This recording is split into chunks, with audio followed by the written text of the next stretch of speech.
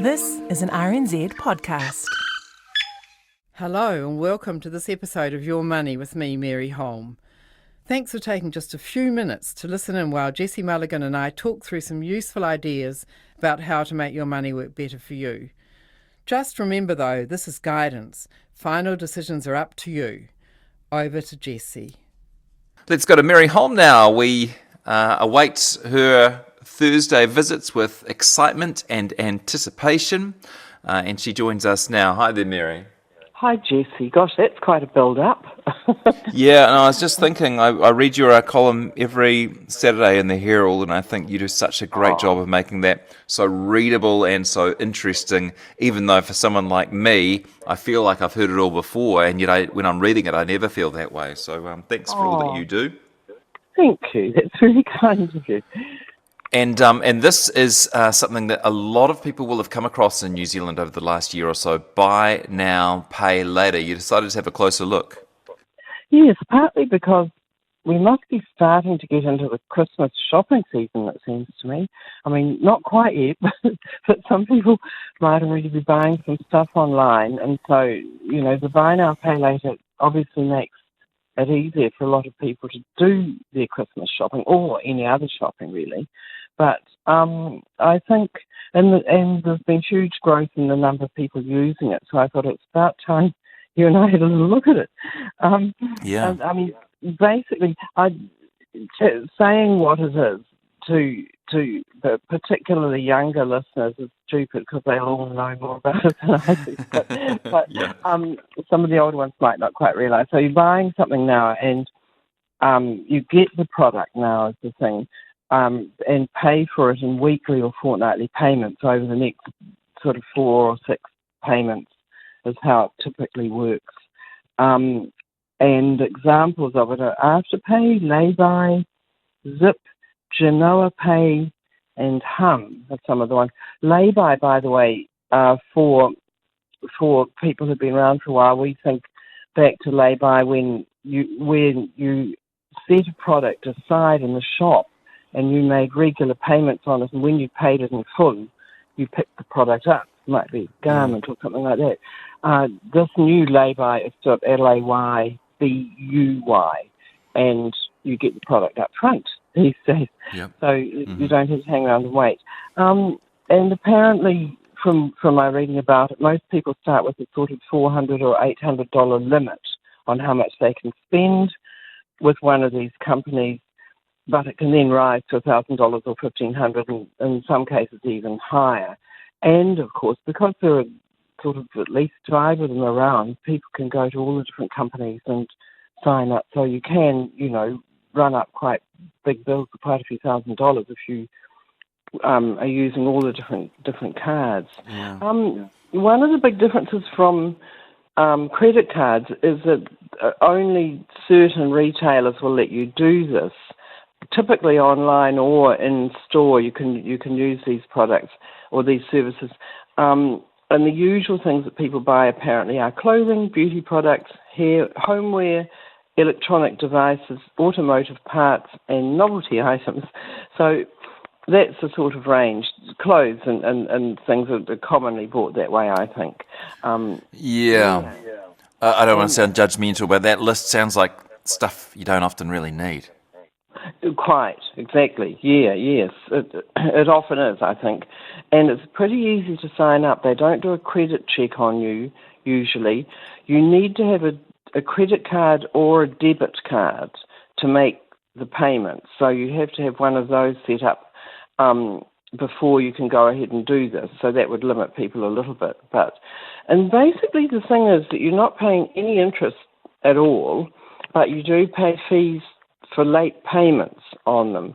And Consumer New Zealand has been looking at these cards just recently. They said 14% of people have paid late payment fees, which I thought was quite low, actually. It means that the vast majority of people are...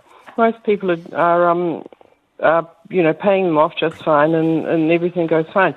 And the companies that offer this service make most of their money by charging the retailer. So every time you buy a product this way, the retailer has to pay a little bit to the company that issues the card. That's where they make most of their profits. They also make some, of course, from the late fees. But just a couple of examples of how they work, some of the popular ones is Afterpay. You have to pay 25%, so a quarter of the money up front, and then you make 3 fortnightly payments of 25% 25% more over 3 fortnights. And they have a $10 late fee. And they have, for each payment that's late, that you get charged an extra $10. They have a cap on their late fees of, in most cases, it's 25% of the price or $68, whichever is less. So you don't run up huge, big fees on these typically, although there are other fees. If you have an unpaid balance for more than a month or so, then in come some other heavier fees, apparently. So, so that you can run up quite big fees on them if you're not careful. Yeah, but there are schemes that we know about, credit schemes where the whole idea is that you miss your payments and that's where they really capitalise. To be fair, it doesn't seem like that's the business model for this. No, it doesn't. No, their business model is basically going to the retailers and saying, hey, this is what your customers want, you better offer it. And apparently in some cases, some retailers will charge you more if you use a buy now, pay later, but usually not. Usually they just have to swallow the fact, which is similar to credit cards, I think. But that's where the companies that are offering this are making most of their money, is from fees they charge to the retailers. So one other example is lay-by, another popular one where you pay a sixth of the price now and then you make 6 weekly payments after that. And they've got a fee cap of $60. So that sort of gives people an idea. So we're not talking huge amounts of money usually, but I've got, what have I got here? FinCap, which does runs financial mentor services. Yeah. Some of the mentors are saying that they have some clients with up to 11 different debts.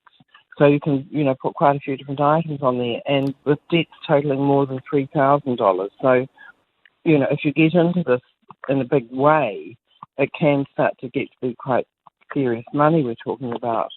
So consumers did a survey on it and found some really interesting stuff about who's using these. 38% of New Zealanders are, which is quite, it's quite high, and mostly aged 18 to 29. I think 18 is the minimum age for it. And for 18 to 29-year-olds are using it for clothing and footwear and just getting out there and getting their stuff so they can wear it this Saturday night even if they haven't got the money in the bank yet. So, but they said they did find, though, that close to 1 in 5 of the people using these buy now, pay later are using it for essentials such as groceries and car repairs, so things that aren't just sort of whimsical buys. And the people that are using it in that way, it's a bit more worrying. They're 35 to 44, quite often single parents. About half of them have paid late fees, apparently. Couples with young children also.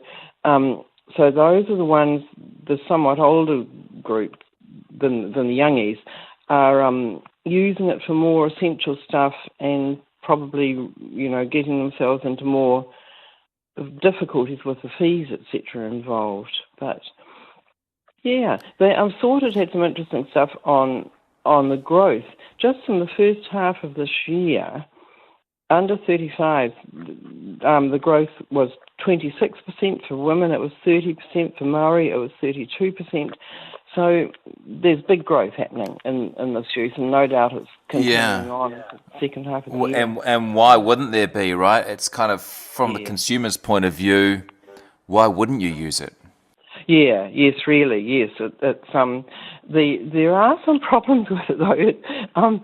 Look, it's really appealing. I can see why people use it. And it can solve problems for people if, for example, you need a car repair and, gosh, we all know they can run up hundreds and sometimes even thousands of dollars, and you haven't got that sitting around and you need a car to get to work or wherever.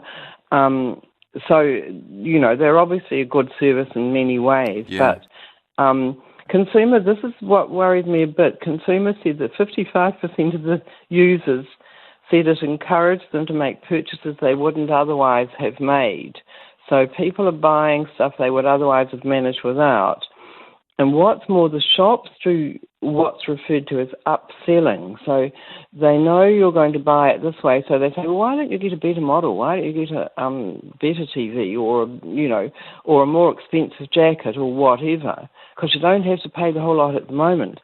And so that's where, and, the shops know, the shops are probably saying, well, if we have to pay to have this service, we're going to try and make kick up our profits a bit on it.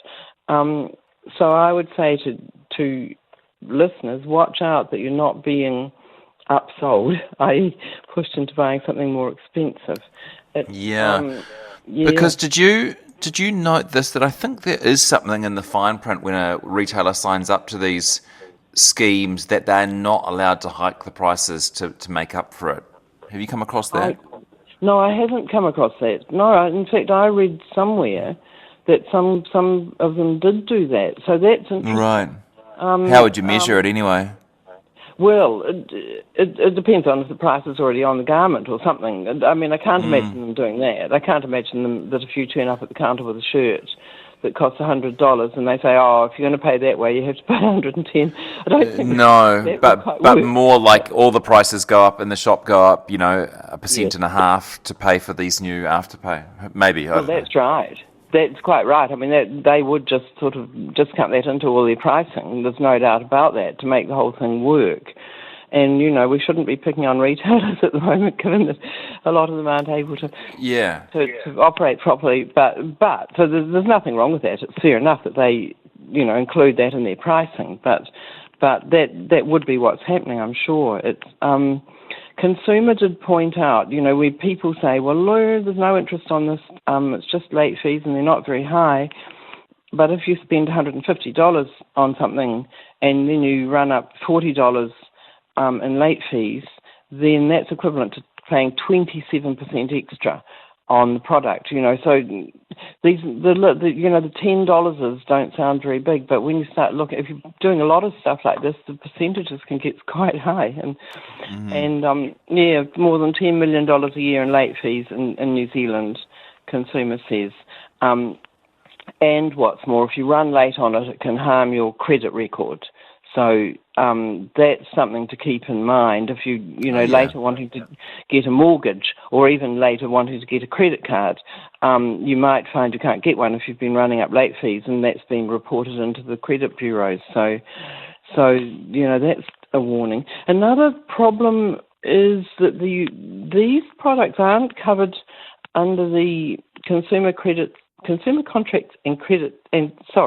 Credit Contracts and Consumer Finance Act, which means, unlike other types of lending, that you don't get a cooling off period. So you can't sort of 2 days after you bought something say, oh, I've decided I don't want this, and get all your money back. And you don't have rights to make hardship applications to reduce the payments for a while. And you can't, and the lenders don't have to comply with responsible lending rules, which sort of makes sense, because if you're just buying a little item, it would be silly for them to start going into all of that detail.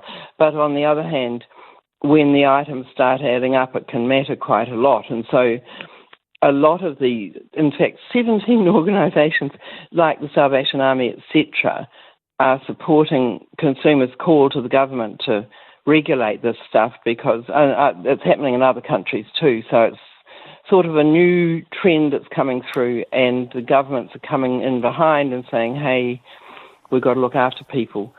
So when I look at the whole thing and say, well, is this a good or a bad thing? It's certainly not, we shouldn't just say this is bad, because it's enabling people to get things they want and can't necessarily pay for upfront, and sometimes they are essential things. Sometimes they're not, but that still makes life a bit nicer for people, and as long as they can meet the payments later on, then there's nothing really wrong with it. And comparing it with credit cards, there's no interest, but there are the late fees. But people say it's sort of easier to keep track of these because you've got one particular bill for one particular item and you've got a schedule for when you have to make the payments on it. You can't just partly pay a little bit off. You've got to pay the whole lot off. Because with credit cards, as we all know, you can just make the minimum payments on the credit card month after month, and meanwhile the balance is running up at huge interest rates. So it feels a little bit less kind of dangerous, in quotes, than credit cards. I think so, yeah. I still say, the old-fashioned view that it's actually best to save first and then buy something if you can. For one thing, then you're not running any risk that you will run up fees because maybe you lose your job or whatever. And it also gives you time to reconsider. If you're saving for something, you can start, over a few weeks you can be thinking, now, do I really want this? I mean, one of the sort of worrying things with buy now, pay later is you buy yourself a new top and you wear it this weekend and next weekend, and by the time you've made your last payment on it, maybe 4 or 6 weeks later, you don't even like it anymore. And yeah. Well, some people, lots of people actually report that the joy disappears once they've clicked buy. They're not even that excited to unwrap the thing, let alone wear it. Yeah, isn't that awful? Yes, that is kind of an addiction that people. Yes, people, and that of course doesn't affect buy now, pay later. I mean, but although it's worse if your payments are then strung out over a long period, but that people have got to examine that because that's kind of an addiction that is terribly worrying. Really, that's the way to end up in big financial trouble, but. All right, Mary, shall we leave it there? That's some great tips. Any final thoughts? Yeah. A couple of final tips. The sorted website says have only one going at a time. Don't get more than one garment or use more than one card. Buy big items only if you really have to. If you're doing it for something cheap and small, it's not a big deal. And another tip is to use a debit card rather than a credit card to make your payments, because then the debit card's coming straight out of your bank account then and there. So you're not through this system running up a huge big credit card bill. So those are ways to make it work a bit better. Mary, thank you so much. Pleasure. Mary Holm, personal finance expert, talking about those buy now, pay later schemes.